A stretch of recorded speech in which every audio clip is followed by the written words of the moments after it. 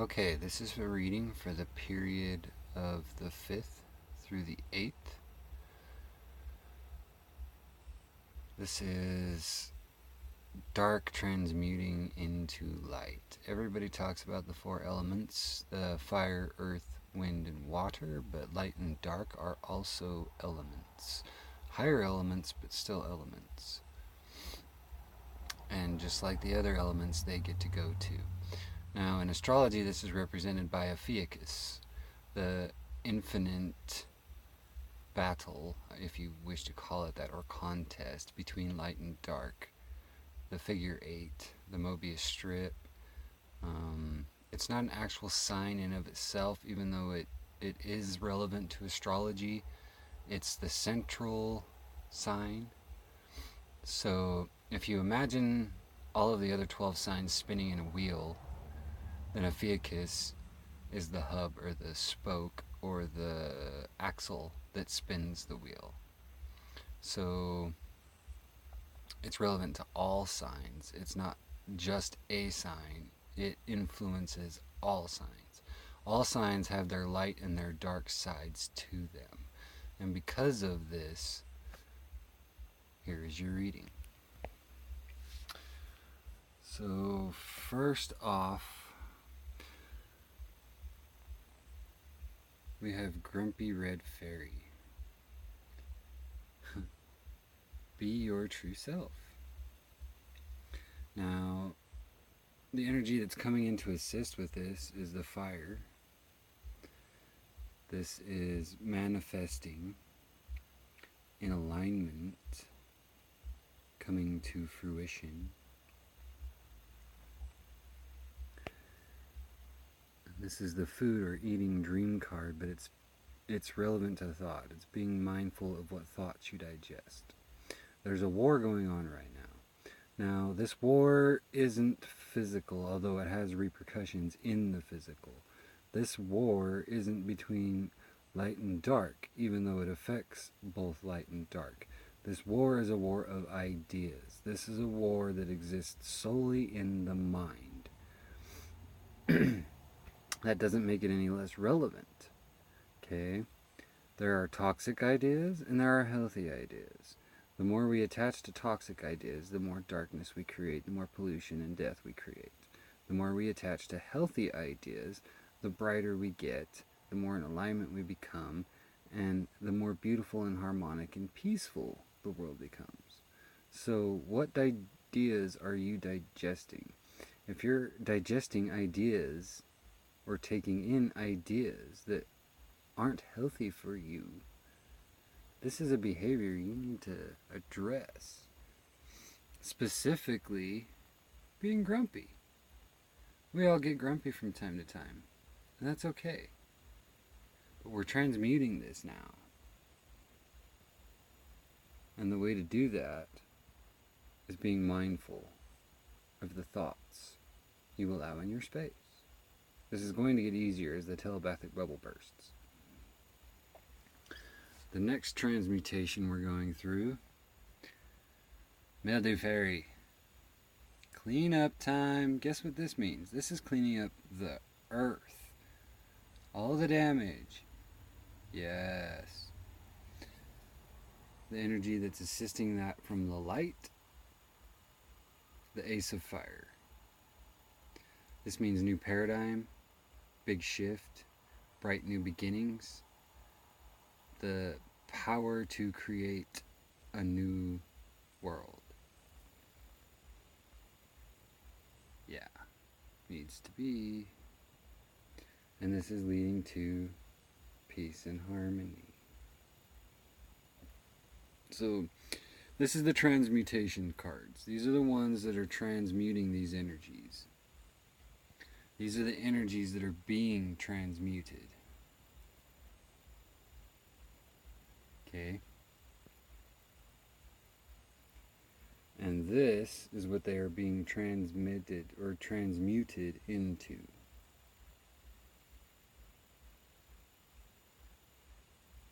So you could also call this the awareness card, being mindful, being aware of.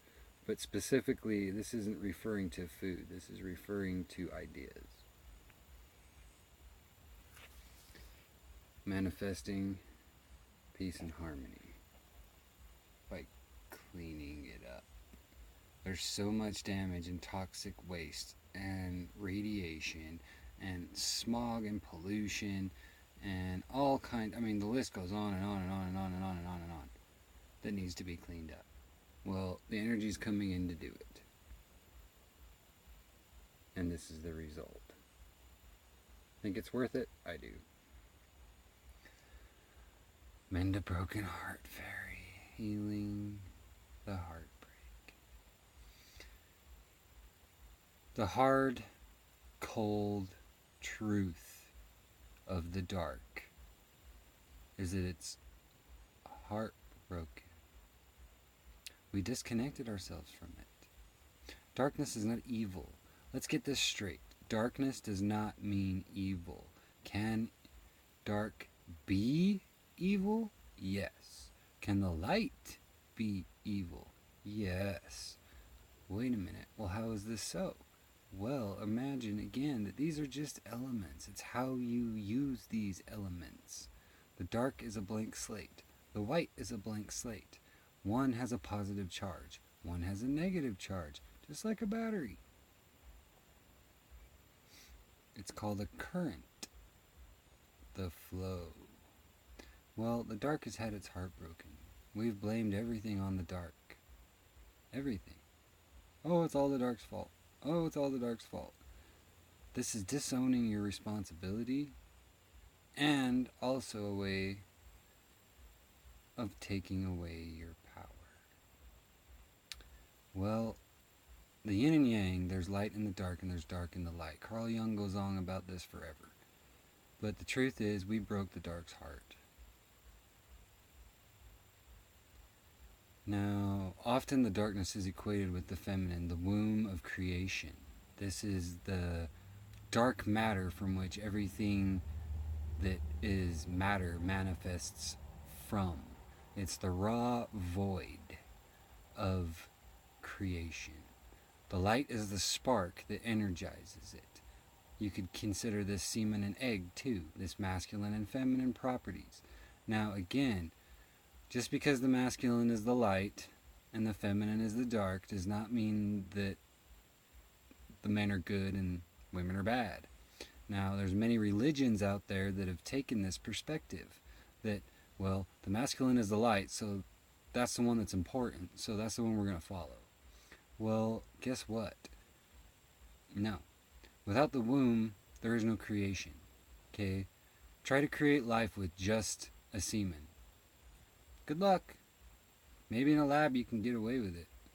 But I guarantee somewhere along the line you're going to need some feminine genes. Every man has glands that secrete female hormones. Every woman has glands that secrete male hormones. We all have both. Okay? We're all capable of the brightest light and the darkest dark. It's a choice. It's something that exists within. But by denying the dark, which is part of you, you break its heart. And is it any wonder it's pissed off and fighting back? Well, how do you mend a broken heart?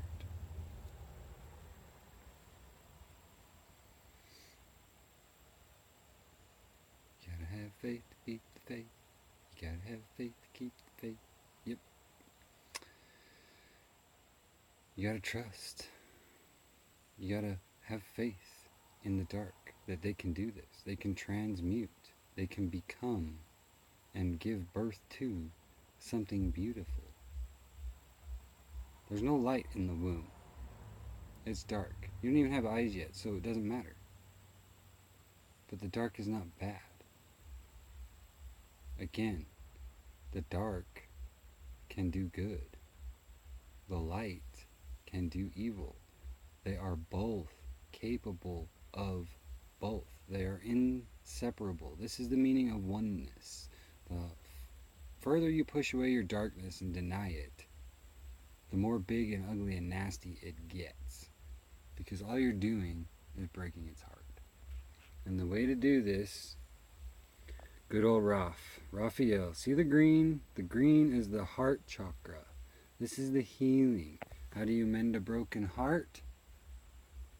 By healing it. Healing the heart. The green. This is receiving love.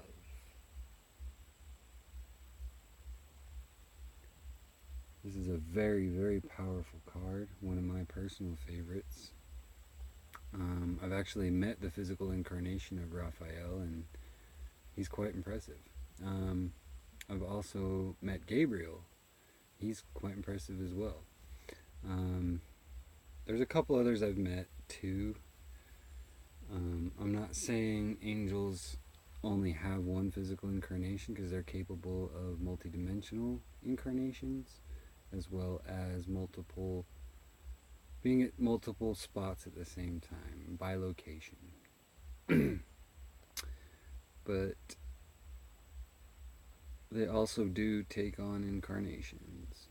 And I'll let you in on a little secret. They're all incarnate here. All of them. Every single one of the great archangels is incarnated here. Why is this, you might ask? Because there's a lot of work to do. This is a big project. If you want to build a brand new building, you need everyone's help. You need the architect, you need the engineers, you need the planning commission, you need the city, you need the people that build it, the trades, then you need tenants to use it. They're all part of the whole. Well, that's why they're here. They're a part of this too.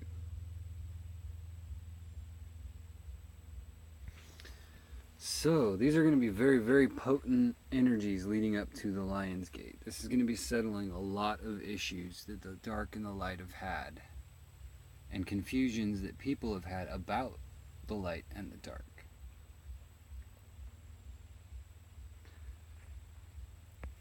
And then this one fell out, so she wanted to be seen. This is the Sea Beacon Fairy.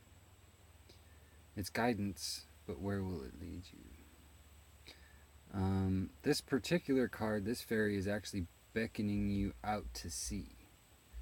This isn't like the lighthouse at the shore that keeps you away from the rocks.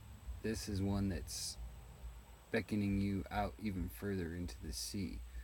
And the main message of this is very similar to this message.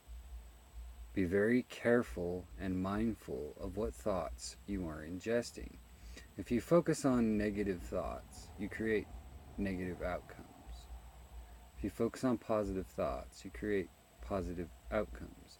Now, does this mean that if you think positive, that negative things won't happen? No. Okay? Your subconscious is still at work.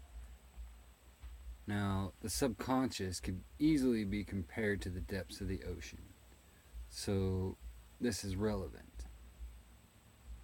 What's buried at sea? Well, you have to explore the depths to find out, don't you? Most of us don't like to do this. We like to keep things very superficial and light. It's not going to fly anymore unless you care to be led astray. And then you've got nobody to blame but yourself. So these are very powerful energies, again, coming in August 5th through the 8th, just before the Lion's Gate. Don't worry, it all gets better.